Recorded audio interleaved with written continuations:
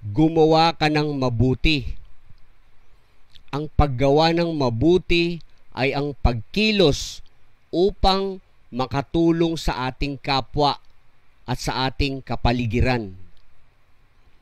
Ang paggawa ng mabuti ay ang pagnanais sa puso at isipan na maging masaya ang ating kapwa.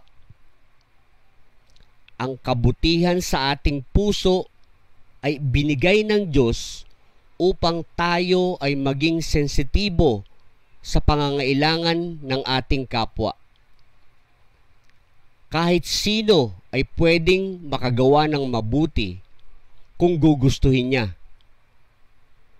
Hindi mo kailangang maging mayaman, maging sikat, maging gwapo o maganda para makagawa ng mabuti sa kapwa. Ang isang simpleng pagngiti sa isang taong nalulungkot ay isa ng kabutihan, sapagkat ang intensyon mo ay mapasaya siya. Kahit na ang pagsasabi ng mga papuri na salita sa iyong kapwa ay isang uri na ng kabutihan. Simple man itong gawin, ngunit ang katumbas naman nito ay saya sa mga taong tumatanggap nito. Ang mahalaga ay ang ating intensyon na gumawa ng mabuti sa kapwa.